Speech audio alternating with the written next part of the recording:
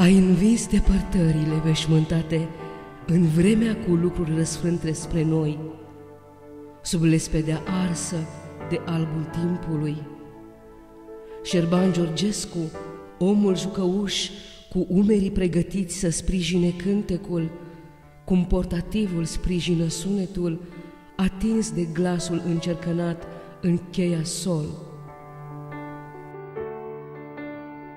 Mă simt foarte bine și mă simt onorat să iau parte la o asemenea manifestare, trebuie să spun unicat în peisajul românesc. Este un festival muzical maraton, n-am mai întâlnit așa ceva până acum. Festival în care descoperim talente de la 4 ani la 80 de ani. Ai rămas la mijlocul timpului, în dansul rotund, cât arena inimii tale, prinsă în imnul pieirii, printre acute note, într-un registru mai puțin sonor. Este o amestecătură mare de oameni talentați, mai talentați, mai puțin talentați. Totul are o culoare foarte largă din punct de vedere al participării.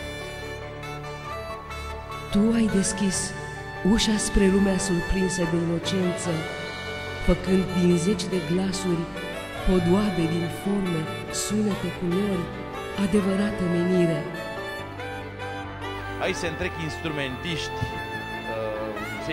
se întrec canto clasic, interpreți de muzică ușoară, rapsozi populari, ansambluri, trupe, dar cred că întreg arsenalul artistic al unei țări a fost reprezentat aici la Pitești. Noutatea pentru această manifestare sau în rândul manifestărilor de gen din România, noutatea este că aici se produc și se reproduc toți și toate.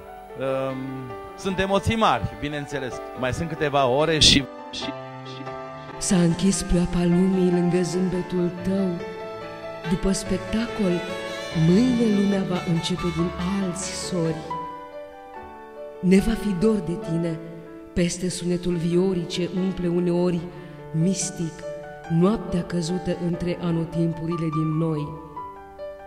Numele tău, Șerban Georgescu, va rămâne scris pe peretele abisului întunecat de-a binelea.